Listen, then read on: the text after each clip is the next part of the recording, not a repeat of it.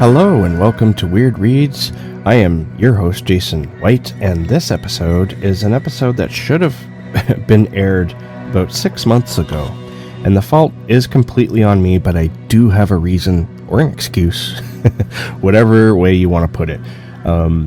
So I was supposed to I did talk to Joshua Ginsberg about his book, Tales from the Dusty Tiger.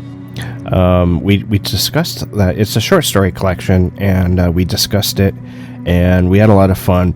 And soon after I talked to him, I was at work when my laptop was one of our pets. I was charging the laptop, and so the wire was sticking out, and it caught in one of our pets' foot, and it went flying off the table it was on, and it broke the computer. It was dead. So I had to scramble and finance a new laptop. And so I did that. And somewhere along the line, after that happened, I could have swore up and down that I had released Joshua Ginsberg's episode, but I hadn't. I thought it was there. And he messaged me. We were talking the other day, and I was inviting him to come on the show to talk about some Shirley Jackson. And he was like, yeah, so is that other episode up? Like, that conversation we had earlier in the year? And I was like, yeah, it totally is. And I went to look it up so I could give him the link, and I couldn't find it. It's like, where is it? It was like stepping into the Twilight Zone or another dimension where something I could have swore I had done wasn't done. It wasn't there.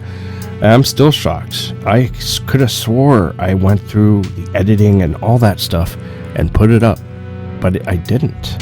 That is so weird, and honestly, that's a horror story within itself. It makes me worry about my brain and the health of it. So I guess I gotta start eating some more blueberries, and some broccoli might help. So here is that conversation with Joshua Ginsberg. Now, we talk about his book here, Tales from the Dusty Tiger. It's the Dusty Tiger itself is a real store in Florida. I forget the town, but it's probably mentioned in this conversation. And it's a fascinating little shop. It sells a lot of interesting things, and I believe they're the ones who put out this book. Now, this book is not easy to get, I don't think. It was published very limitedly, and hopefully it'll be released again at some point. But it's a great conversation. Anyway, Joshua Ginsberg doesn't just write short stories. He also writes ghost stories in and around Florida. He has a bunch of real ghost story books that he's published, and I haven't read any of them yet, but I love reading that type of stuff, so I'm hoping to read some of that by him as well. So how about we just get into the conversation with Joshua, and I hope you enjoy it. And my apologies to Joshua for taking so long and getting my ass in gear and getting this episode out. One more little note before we continue.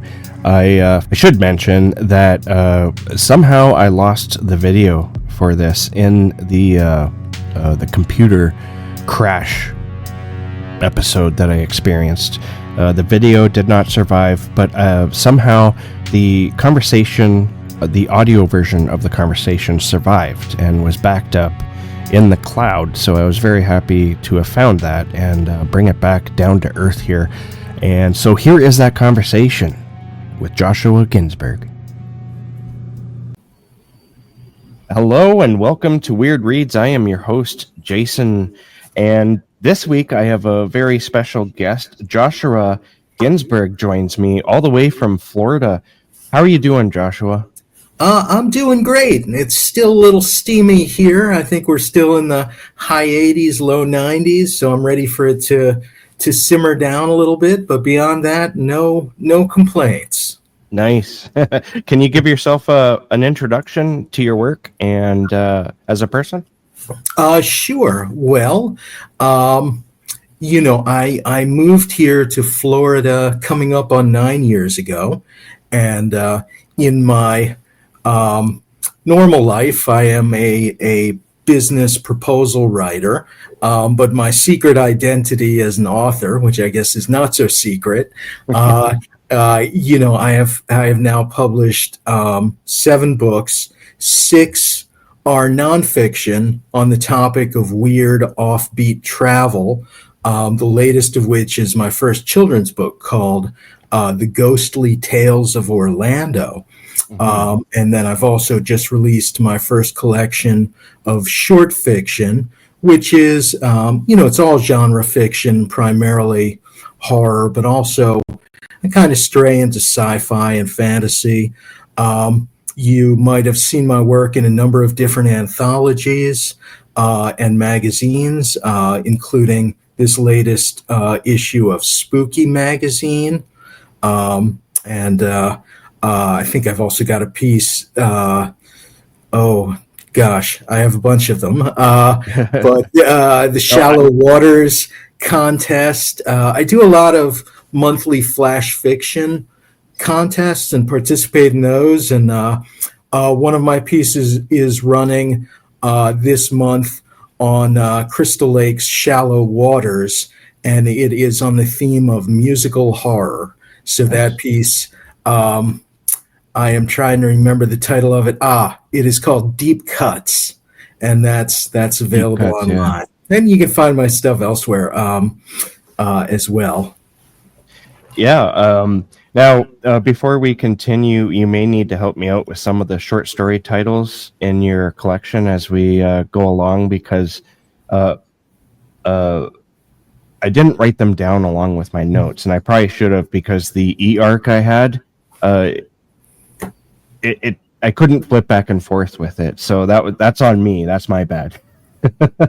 Well, no worries. I've got a copy here, and I'm ready to jump in. All right. So before we begin, I also want to thank my friend Daniel Brom for getting me in touch with you. I was wondering, are you friends with Dan at all? He's such a great dude. Yeah, and I would. We are friendly. We've met a number of times. We're going to be on some panels together in October for Spooky Empire, and just an amazing guy. I read his recent collection called Creatures of Liminal Space, and I've been very, very impressed by his sort of deep dive into the uncanny. So a lot of respect for him as a writer and as a person. He just seems like a genuinely great human being. He is. I've had him on the show quite a few times, and he's always great to talk to. I'd love to meet him in person one day.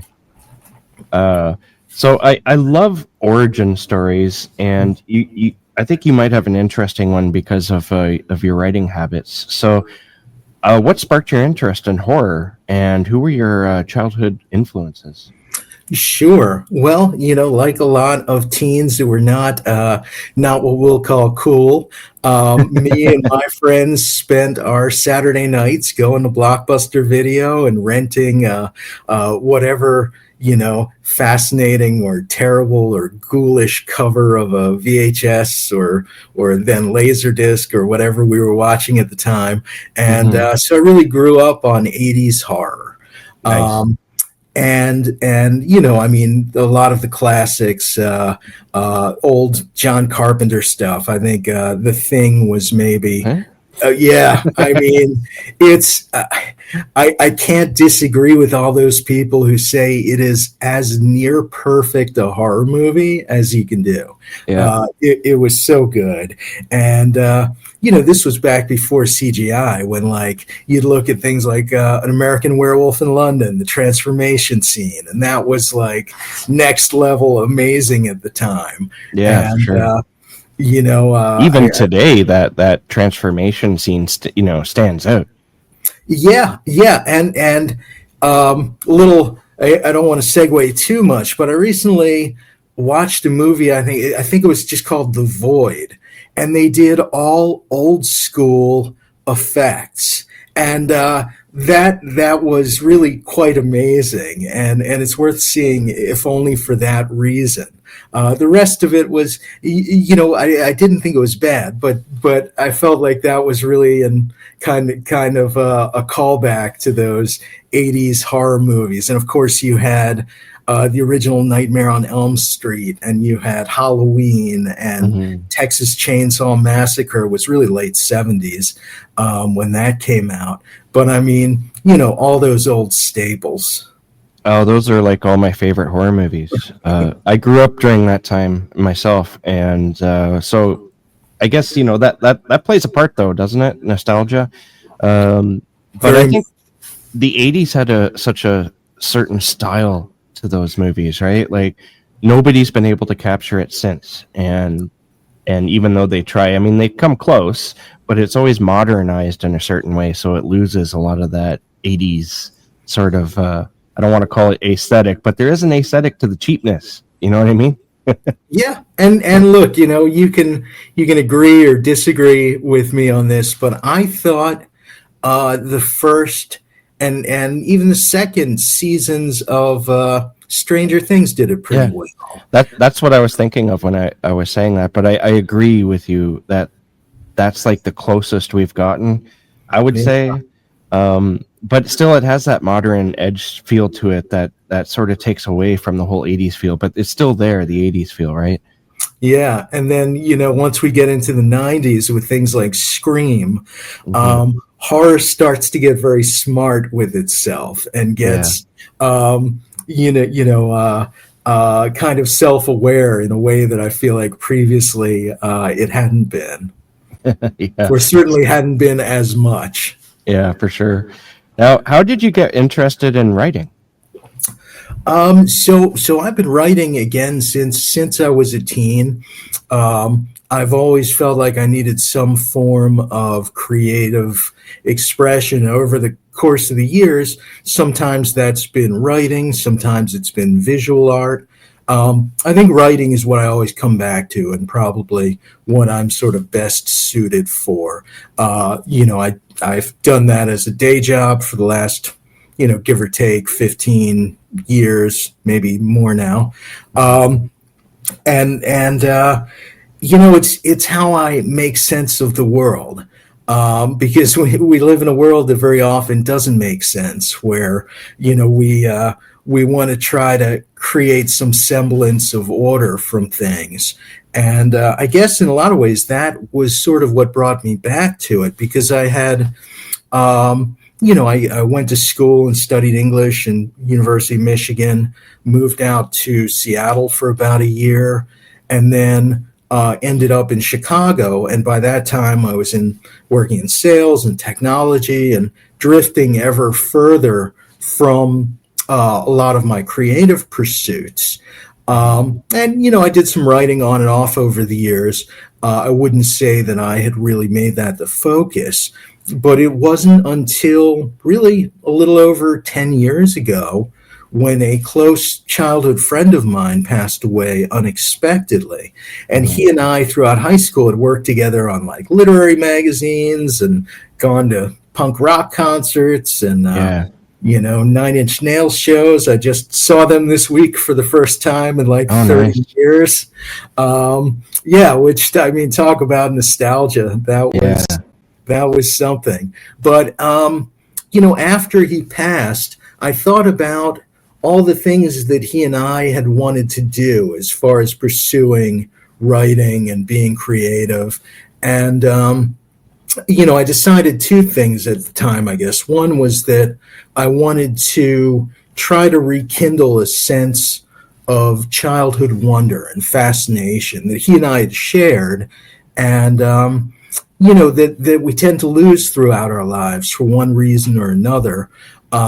Wherever you live, whatever you do, however wondrous your surroundings are, over time, we sort of become desensitized to them. I mean, I imagine somebody living in a circus sideshow car traveling around after 10 or 15 years doesn't even notice all the wonders and magic that surrounds them anymore. And I was in that place. So his death sort of, I feel like it reawakened me or sensitized me to, that forgotten childhood stuff. And so it set me on a path back to writing as well. And my wife and I decided we didn't want to continue living in Chicago. We fell in love with Tampa, and we knew we were going to move there. And so I spent my last 6 months there really trying to explore the city in a way that I never had, and in a way that even people who'd lived there for generations maybe hadn't. I mean, there were all these doors and passageways that, I had never asked myself why I had never asked about them. And Yeah. I started finding them and going through them. And here we are 9 years later, and it has made me the weirdo I am today. Yeah. Well, I'm sorry to hear about your friend's passing. Yeah. Thank That's always hard. But you fell in love with Florida. Is that like what made you decide to write about it so much?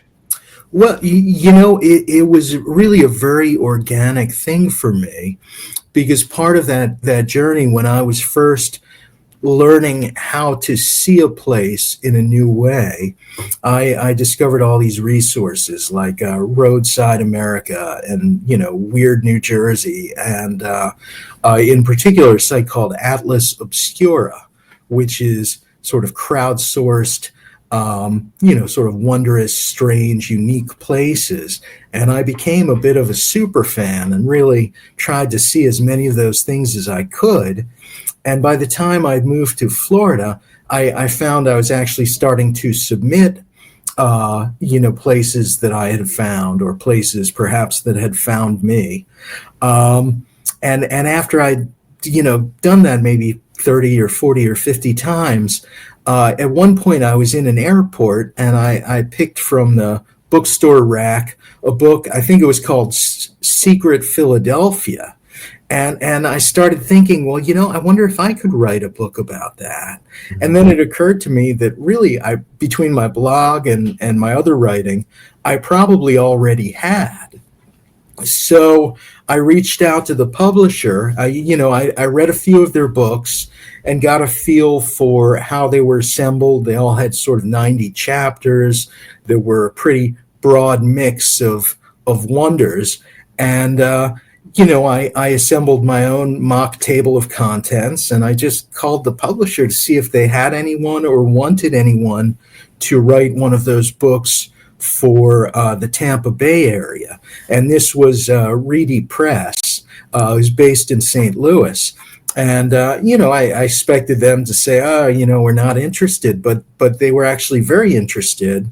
And I connected with the owner, a gentleman named Josh Stevens, and he asked to see some samples of my writing, and that worked out. And then he asked me to put together sort of a marketing plan, and that worked out. And before I knew it, I was assembling this book, and I think I started that in 2019, and it came out in 2020, which was kind of an auspicious time to put out a travel book, because suddenly nobody could travel. Yeah. But thankfully, I guess a lot of folks sat around reading about all the places we couldn't go to. And I continued to do books for them, a giant collection of sort of rhyming riddles as this scavenger hunt. That came out the following year in 21. And then in 22, I put out really a more historical work called Oldest Tampa Bay. And in 22, I sort of restarted the process, co-writing Secret Orlando, which is, sort of adjacent and ever encroaching upon the Tampa Bay area. Yeah. You've written about some hauntings, and this is something that sparks my curiosity because I love reading those books about real life hauntings. And I was wondering, how do you approach writing about haunted locations within your area? Yeah, so I've done now 2 books, which in a lot of ways are sort of different versions of the same material. Haunted Orlando, which came out in 2024, and The Ghostly Tales of Orlando, which just came out like a month or two back. And those are both for Arcadia, the History Press. But in terms of process, so I tend to be skeptical, which is not to say that there haven't been things that I cannot explain. Mm-hmm. I am open to that, and I think a lot of me, in a very Fox Mulder sort of way, wants to believe. I want to see those things that I can't explain. I'm exactly the same. Right. But by nature, I tend to be a skeptic. And so I realized I wanted to see if I could write two different books. I wanted to write a book about the history of the area through ghost stories, and a book of ghost stories that illuminated the history, so that regardless of whether you're a believer or not in ghosts, you could appreciate the content. And I'm happy with the way that came together, and I think it can be read both ways. Nice. Now, what kind of research goes into writing a book like that? Well, I start off with a lot of the ghost tour operators and a lot of paranormal investigators, and Central Florida has a ton of them. I mean, Florida, I imagine, like all states, has just a tremendous amount of hauntings, especially the closer you get to places like St. Augustine, which is, the oldest continually operating sort of European-founded city in the U.S. So wherever you have old, strange buildings, wherever you have weathered tombstones, wherever you have unfortunate and tragic things that have happened, you will have ghost stories. And so I looked for those places that were allegedly haunted, and I tried to verify it, and I visited, every one of them. And I also did a lot of reading. A lot has been published about this. I talked to a lot of investigators and got a lot of feedback from places they felt were maybe underrated or ignored or even not known about. And between all of that research, I feel like I got a very good book that casts a pretty wide range. Awesome. Before we continue on to the Dusty Tiger, are there any ghost stories that you've, while writing these books, did you have any creepy experiences you're willing to share with us that made you maybe second guess or confront your own skepticism? Yeah, I would say I didn't visit any place that straight up changed my mind. But I visited some places I would be reluctant to go back to. And I think one of them was the old Sunland Institute, which was, mental facility for youngsters. It had started as a tuberculosis sanitarium, and then tuberculosis was cured, so they used it to house the mentally ill. And unfortunately, like a lot of these places that began with great intentions, as budgets were slashed year after year, and it became a place of true horror and tragedy as far as the treatment of those patients. And just about all that's left. When I was there was still a portion of the old administrative building, but there's now a playground there, which is really weirdly incongruous. And, but the whole place just felt very saturated with a sense of heaviness and sorrow. And I don't know if that's because there's something there that exuded that, or if I brought that with me by knowing what had happened there. And then you step back and you kind of ask yourself, what really is a haunting? And is there in the end a significant difference, whether it's haunted by something that is sentient that still resides there, or by the echoes of what happened, or by what we know happened? They're all sort of under that umbrella of what a haunting is or can be, right? Yeah. Do you have any theories as to what a lot of these are? I don't. I know a lot of people have speculated about everything from geological makeup to proximity to water to just the general rules that impact energy, if that's what a spirit or a ghost is. I take, I guess, a more my view as a skeptic is that the ghosts um, are tend to be what we bring to a place. That we are the ones that do the haunting, the living, as opposed to the dead. I like that. Yeah. Now, throughout your writing of these stories or these novels, you were also writing short stories and poetry. You have like a collection of poetry out, I believe, don't you? I do. It's actually quite old. I think that's it's just available online, and it is radically different than the poetry that I've returned to.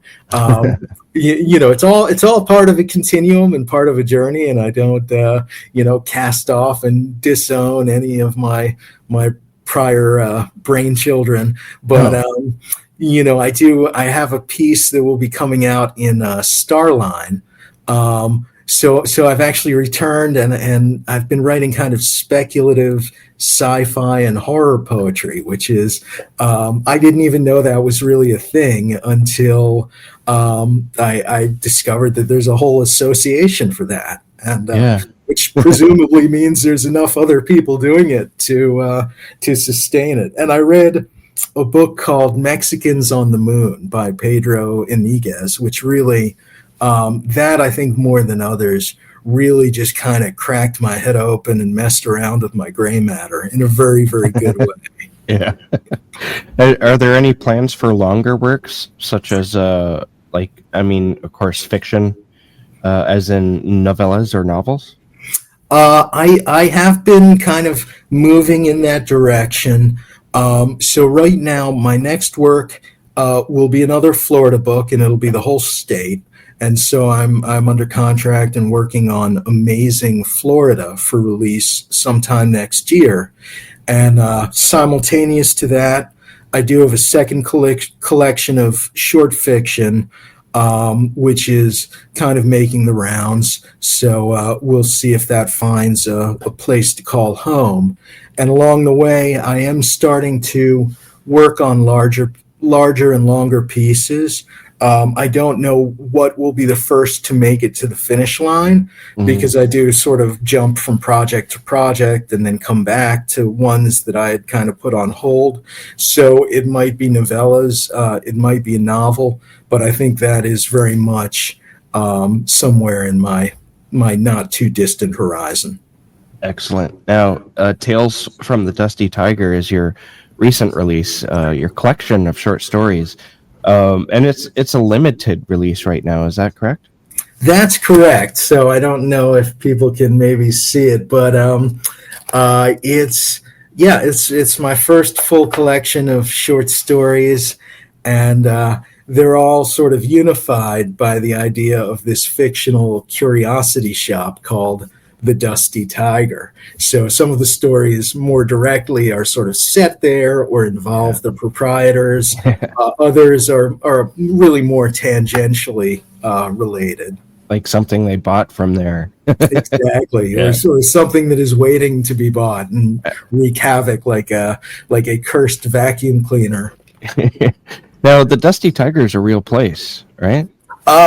So it's based on a place called Tiger Dust. Okay. I just sort of transposed the name, but it is inspired by that. But I always want to remind people that no one I know has ever come away with anything cursed or Yeah. dangerous. It's safe and fun to visit.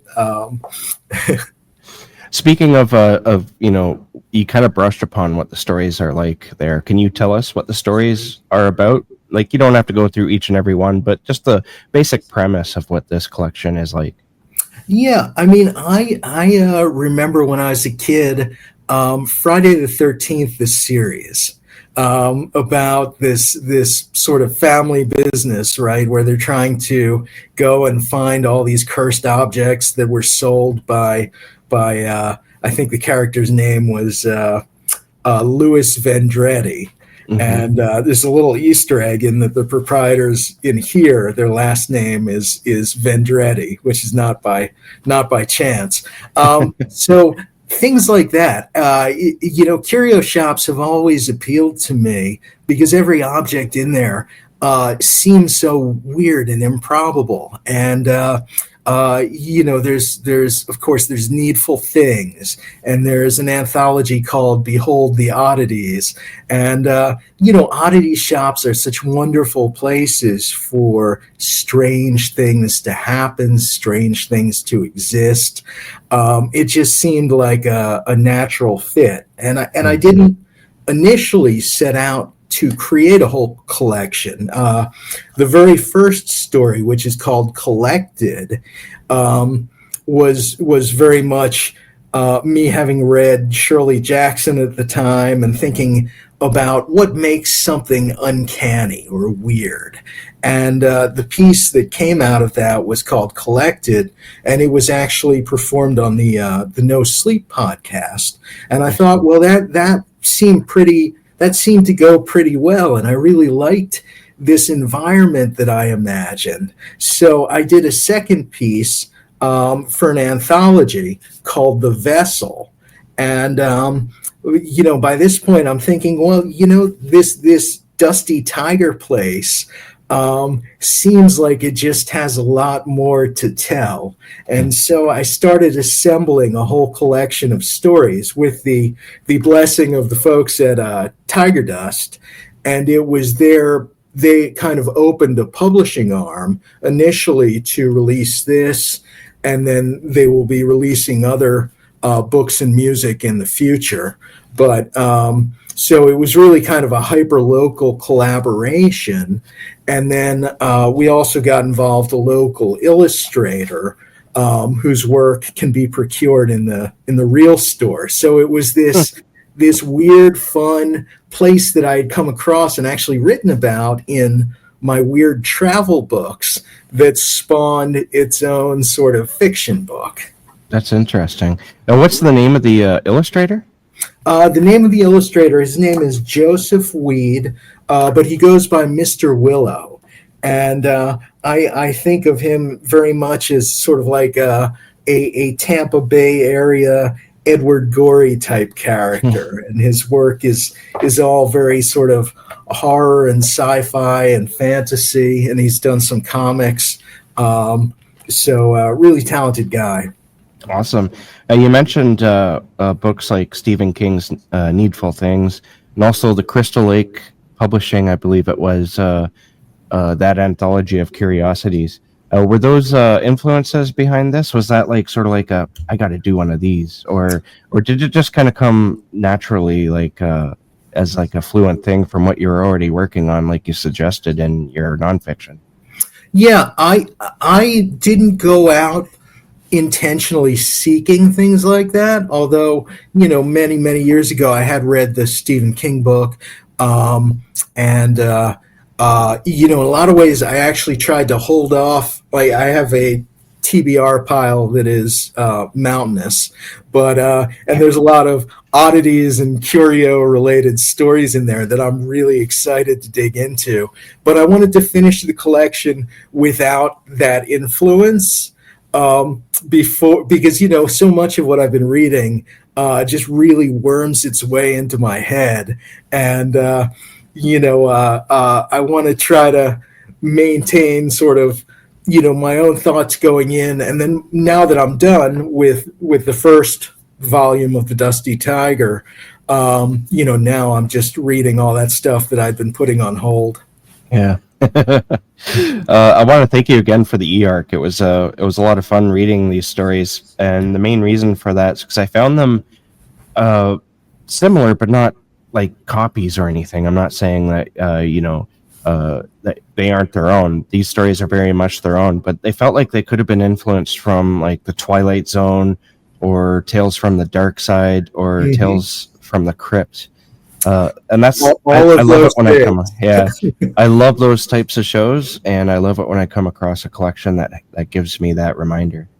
Well, and in fact, the Twilight Zone has been a big impact. My wife and I have been going back and watching all of the original episodes, and after that, I've been reading Beaumont and Matheson and all the other writers from the original series. And there's a story in there that is sort of an homage to those early writers in Yeah, that most people maybe don't realize, but Beaumont, is a really tragic, he's an absolute genius, but he died young of hmm, old age.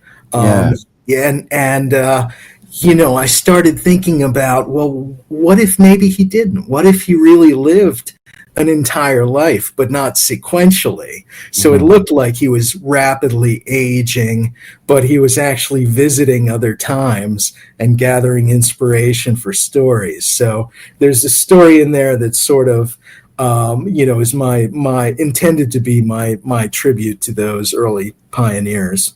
yeah. That was an interesting story. What was the title of that story? Oh gosh, that one, Zeitgeist, Zeitgeist. Yes. which Yeah. yeah, usually time travel stories tend to make my head hurt. Yeah. So I usually kind of steer clear of them, but in this case, I thought it's all sort of connected to this typewriter. Yeah. I'm just going to go through my notes here because you have some really interesting story ideas here, like somebody waking up and bleeding the creatures that you dreamed into reality, and those creatures also die in the daylight. Yeah. Uh, a gift of dice that, when rolled on a clear glass table, will show a reflection of their father at different stages of their life. A story of a weird box that the main character picks up at the Dusty Tiger, and the box has like some weird liquid inside. But there's a hole in there, and he sticks his finger in there, and he gets his finger pricked.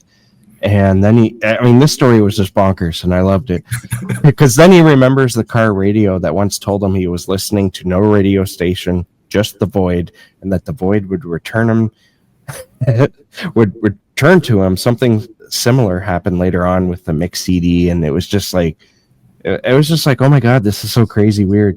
And the woman who smelled the scented candle that smells like what's I this? think it was corpse Corpse flower. flower, yeah. And it's just some crazy ideas going on there. Uh, I'm kind of going in a certain direction here. I've heard people talk about when they release a collection of short stories or they do or edit an anthology, they would prefer that the readers read the stories in order. I felt that Tales from the Dusty Tiger, it kind of demands that you do that. Is there any thoughts on that? Yeah, I was very intentional about the order that I put them in, and there's a story sort of midway through, which is almost kind of like like an interlude, which is just online comments, and you realize as you read the story that the people commenting are from some of the different stories Yeah. within. So I did want the book to have kind of a bit of a sort of tongue in cheek, sort of self awareness. But I did try to put it in an order that made sense. And really, I tried to begin and end with what I thought were probably the strongest, tightest pieces. Mm-hmm. And in between, Property of the King, for example, is very much I had read The King in Yellow, Mm. and it's the idea that maybe he's making an appearance to gather something that belonged to him. But every story, I wanted to feel like it was kind of a continuous narrative, very much like the Martian Chronicles or which is very episodic, right? Yeah, Or the Illustrated Man. I mean, hmm, Ray Bradbury is a big influence. I have his little trading card here from the that's cool. McSweeney's deck. But yeah, I mean, he also, you could probably see some of his fingerprint in some of these. But Oh, as much as absolutely, yeah. yeah, as much as I wanted it to be a continual narrative, I also really wanted to push myself and explore um, different types of narration, different types of stories, even some cross genre stuff. I mean, there's some stories in there that I would probably not even consider really horror so much as fantasy or Hmm. sci-fi. Um, Or but just strange. yeah, or just weird. Yeah, The one where the guy becomes the story you're reading. Uh, yeah. I mean, that was very much, Kafka and Jorge Luis Borges inspired. Where that one is just that I think was about as weird as I got. And the one about the box you mentioned, Hmm. um, I'd had this idea kicking around my head, sort of an auditory horror. Like what if you tuned into a radio station? There wasn't even a radio station. It was just the voice of the void, the voice of Yeah. cosmic nothingness sort of speaking to you. And it wasn't until I married that to the idea of an object or some sort of weirdly constructed radio that the various pieces came together. Hmm. But I wanted each story to flow, but also each one to be different enough in terms of narration or style, or so that it continues to be interesting, right? Yeah, for sure. And your writing is pretty interesting as well, especially when it gets to the weird stuff. I have the short story involving the mannequin. Oh, the one in here. Um, Let me see which one that is. There's Curious Notions.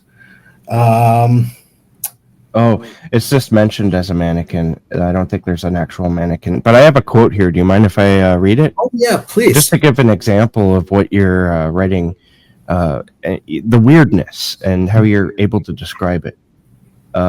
She did not pause to look inside the hood of its tattered, stained gray sweater for a face, and would not have found one if she had. What she would have discovered was a surface as flat and featureless as a mannequin, save for the open pit in the center of its head, a gaping mouth very much like that of a lamprey, ringed with sharp teeth all the way down a gullet that seemed to stretch on without end. But as previously stated, Kendra did not pause to consider or examine the thing that shuffled past her towards where she had deposited her free thoughts. Now that's awesome. Oh, thank you so much. It's um, who I look to a lot for writing about just completely batshit crazy stuff. I mean, there's a lot of great authors who do it, but for me, it's always Clive Barker. Clive Barker's, yeah. I mean, one of the books that I feel like reawakened me to writing fiction. I went back and I read those first three volumes of the Books of Blood, and some of the stories in there just blew my little brain apart. Like in the Absolutely. hills, the cities, Yeah. trying to envision these two towns, all in which everyone is bound together into sort of this Into one a giant, entity. yeah. That was a crazy story. Yeah, but But and then one of my favorites from there was also the Yattering and Jack, which is, I mean, you can just tell that he was having so much fun when he wrote that, because yeah, it's such I mean, it's really a funny, bizarre, absurd story. But it is. in his hands, you know, if in the way he writes about impossibilities, and I think the best example of this that I can think of is maybe the Inhuman Condition, which starts with a story about these lengths of string that are knotted, and as each of them unknot, they unleash sort of a different, evolutionary monstrosity. But he writes about the impossible with such fluidity and conviction that you're like, all right, you know what? I'm in. I'm going Yeah. along with it. Yeah, I love Clive Barker. I haven't read those stories in a long time, though. I really should revisit them.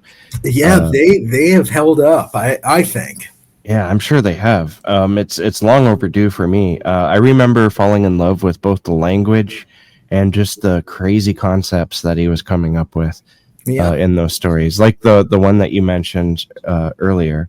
But I remember a story. Oh, what was the story? They did an adaptation of it and called it Dread. Is that the same name as the? I think so. Is that about the guy who's doing sort of the psychological tortures to the? Yeah, Yeah, that yeah, story is that was a insane. great one. Yeah, I actually reread that one. I think just about 5-6 years ago, but I need to re-dive into the whole thing.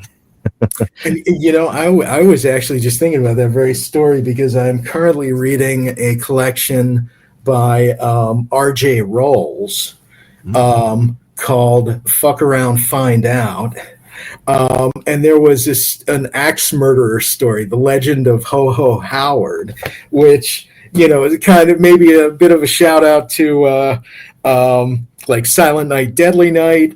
But it also, whenever I think of an axe murderer, my mind immediately goes to that story, Dread.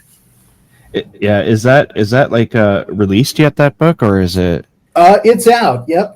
I ordered a copy, and I'm about halfway through, a little more. Nice.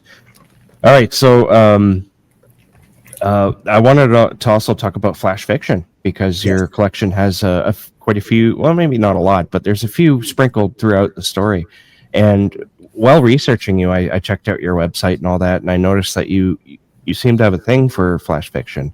Uh, what is it about the form that you like? Is it the brevity, the intensity, or limitations of the flash fiction that draws you to writing it? I think it's all of the above.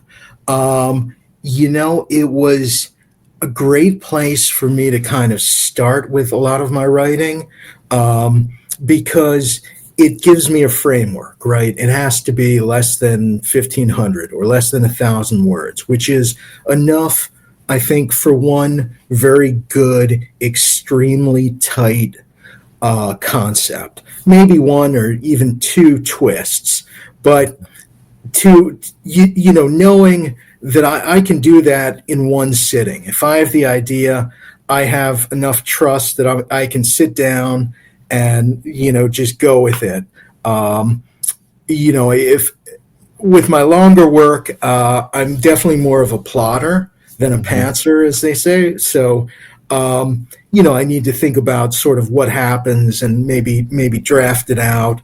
But with flash fiction, it's small enough that I can just sit down, write the story, and sometimes, I get to the end of it and think, you know what? There's even less than I can make do with even less, and it becomes maybe microfiction, maybe 200 or 300 or 500 words. And then sometimes you get to the end of it and think, there's just too much story here and it needs to be bigger. So I will expand it from there. But in terms of sort of the workshop of my weird brain, things usually begin as kind of flash fiction. And from there, maybe it expands or contracts. Awesome. In one of the stories earlier on in the collection, there's an activity I used to take part in all the time, and I kind of still do it in my head. Now, so I was wondering, do you people watch when you're out in the public and then make stories to fit the people that you're watching? Constantly. Yeah. I think it's probably not a quality I should admit to, but I mean, as writers, I we think we do are, that. Yeah. yeah, we're observers, right? I mean, what's going on between that couple in the park or that child and that scary looking clown with the red balloon? We're drawn to these things, and in fact, my wife and I even had a little game where sometimes in a crowded restaurant, she would ask me to come up with stories about the different tables and why they're all there, how they know each other, what the story is, and I came up with some pretty crazy stories, but it was really fun. Yeah. And hopefully, hopefully most of those that I came up with are completely wrong. Um, but it was everything with like a parole officer who had fallen in love with an inmate or a couple that's been married forever, where she's researching the decline of fossil fuels, and he was first assigned to her as a sort of undercover agent to keep tabs on her research. And they both at some point realized what the other was doing, but they'd fallen in love anyway.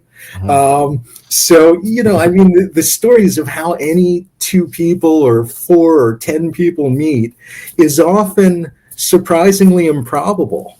Yeah.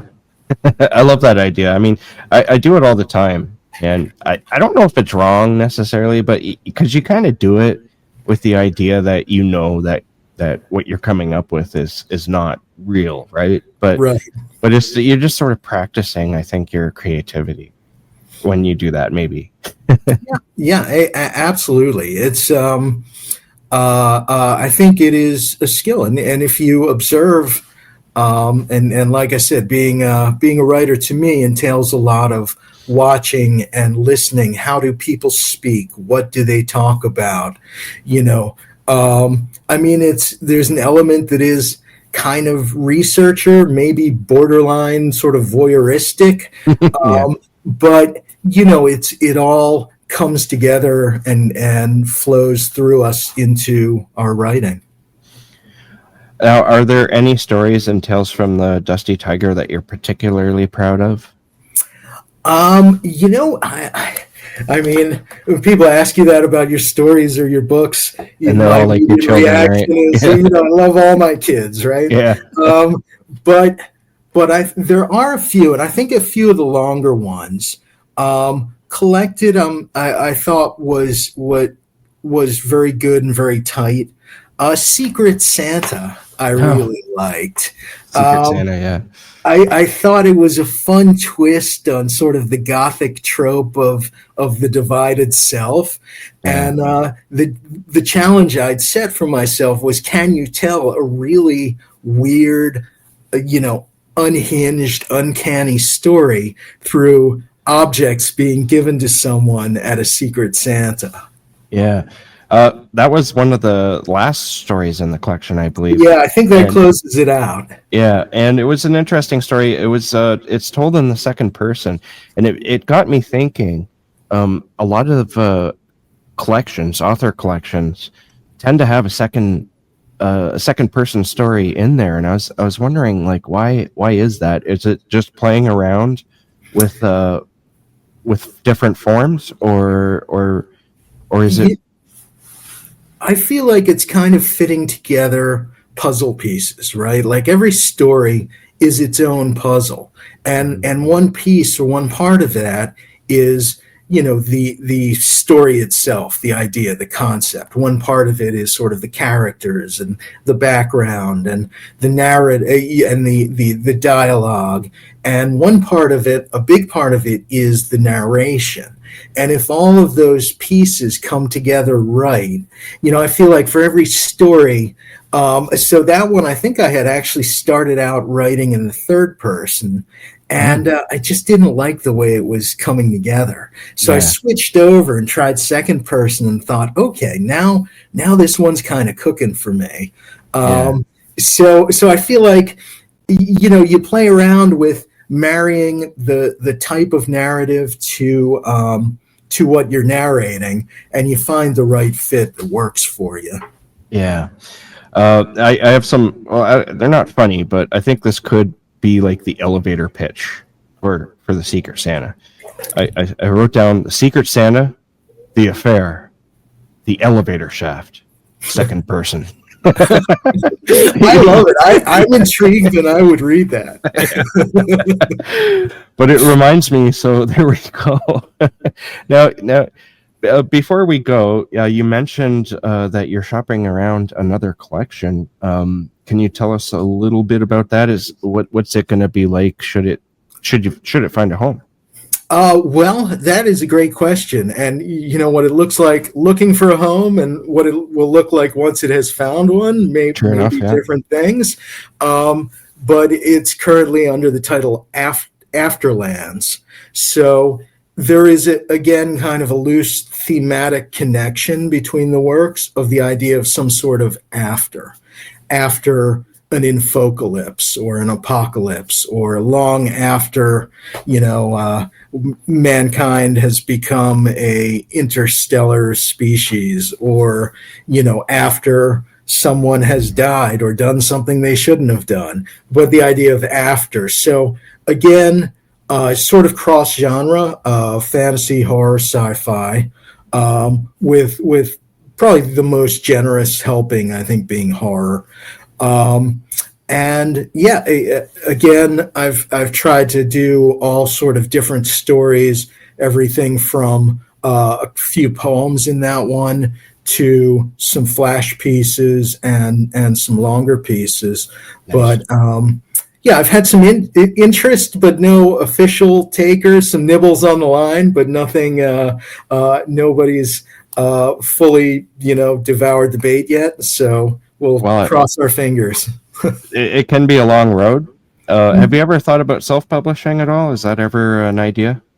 Well, and that first collection of poetry you mentioned, that was something I put out myself, just because I didn't think there was, much of a market for that at the time. So I guess technically I'm probably what they call a hybrid author. Yeah. That I've some traditionally published and some, indie.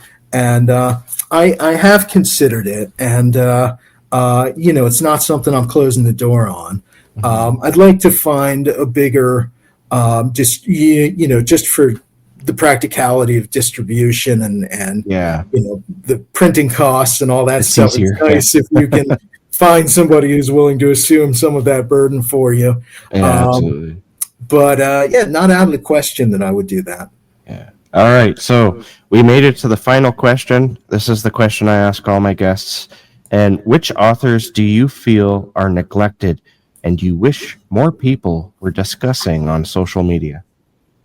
So this is a big question. I started out, I think, with like a list of 20 that just rattled.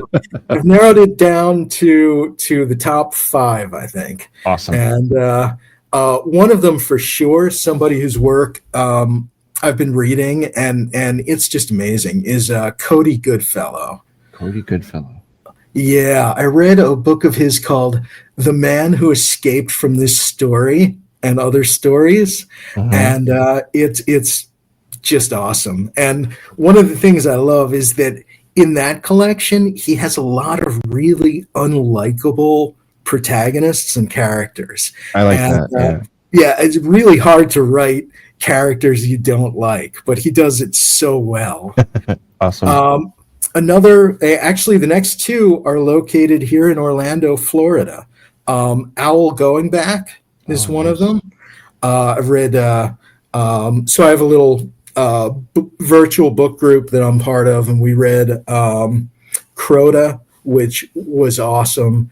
And I've also read his collection Tribal Screams, which just fantastic, and especially with what I feel like is a real focus on indigenous authors in horror. I really, really hope that I'll see more of his work out there in the future too. Absolutely. I read Crota a few years ago and I absolutely loved it, man. It's a great book. Yeah, and not one that like where there's a lot of empathy for the monster, right? That's kind of a that's become very much a common thing, that getting the monster's perspective, or is the monster even really the monster? Yeah. No, in Crota, the monster is the monster. Monster is a monster. Strong shades of like Predator. I mean, it's just a killing machine. Yeah. Another in Orlando is Robbie Dorman, and Oh, he has been, kind of indie and self-published. I think he's written like 17 or 18 books. he's I've very only prolific. Yeah. Yeah, and I've just read two of them. The last one I read was The Words of Christ in Red, Mhm. and it was really in a lot of ways my first religious horror. And wow, that was intense and fantastic. Yeah. I'm going to have Robbie Dorman on later this year, so long Oh, as everything works out. awesome! Yeah, And he's been on the show before, too. and he's actually doing a podcast now, and I think Yep. next month I might be making an appearance on that. So Nice. Nice. Yeah. yeah, but he's great. And then Kurt Favre is another one that I like. And if you like weird, I mean, like a glitch in the cosmos kind of weird. Boy, his work just speaks to me. It's Yeah. very kind of there's maybe a little bit of Lovecraft and Ligotti and some of those folks in his work, but I mean, it is entirely his own and extremely original. I've not read anything else right now today that I'd say is comparable. And rounding out my top five, I put Daniel Brum in there. Daniel Brum. Yeah, I mean, I went back and read The Night Marchers, and wow, that was amazing. And then, like I said, Creatures of Liminal Space, and I know he's got some others I've got to track down too. But Yeah. his sense of the liminal and sort of here and not here and places between worlds, Yeah. that speaks to me deeply. Daniel is one of my favorite writers because when you're reading him, you can just sort of, it almost creates a liminal space for you. And Yeah. you just fall into it, and you're there with, like, they're not always horrifying. They're often sort of, I'd say, more fantasy in a sense, but they do have their scares too. But you kind of fall into this dream world along Mhm. with the story, and some of the things he creates is just incredible. Yeah, I fully concur, and I'm looking forward to seeing him in October, and it was I'm so happy that he connected the two of us. Yeah, absolutely. So what are you working on right now that you can tell us can be both fiction or nonfiction? Well, like I said, I am working my way through Amazing Florida. Yeah. And this is a big state to try to swallow in 80 chapters. Yeah. But I'm making headway. That's sort of my next imminent project. And then after that, like I said, I do have some longer pieces I've been working on and some that I'm refining. This whole speculative poetry has been an interesting tangent, maybe a play. I just want to keep, having fun with it and seeing where things go. And I think, maybe novellas or novels might be something in the mid-range. So we'll see. Awesome. Now, before we go, I just want to mention that I don't think we mentioned it at all. The scenery behind you there is actual from Tiger Dust, right?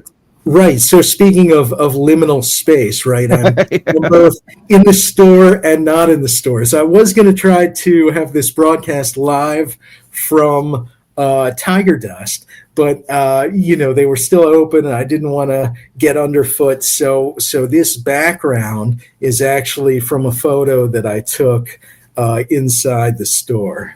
That's really cool. So where can listeners find you and your work online? Yeah, most of my books are carried by Ingram, so hopefully you find them in your local bookstore or chain. If you can't, you can always get copies and signed copies from my website, which is secrettampabay.com. And I also, like yourself, I'm on Patreon now, so people can find me there too. And I put up a lot of unreleased works there, and that is patreon.com/author Joshua Ginsberg. Do you find that helps putting out fiction in your Patreon? Does that help it grow at all? It has been growing pretty steadily. I don't really have a comparator. I've been on, I'm on all the interwebs and Instagram and Facebook and that stuff, and it seems like, I have a pretty good interactive following. I'm certainly profoundly thankful for them. But I don't think it hurts, and maybe it's all kind of like a snowball effect, and the more places I kind of have a presence, hopefully that gets you noticed a little bit more. But in the end, I figure I'm just going to focus on craft and doing appearances and selling books and writing books, and we'll see where it goes. Awesome. Well, I want to thank you so much for coming on to the Weird Reads podcast and chatting with me about some pretty strange stories. And thank you so much for having me. Anytime you want to come back, just hit me up, and or if I see that you've got a release coming up, I'll maybe hit you up. And if you're interested, we'll have you back on. Well, thank you. It would be a pleasure. All right. Thank you so much. All right. Bye-bye.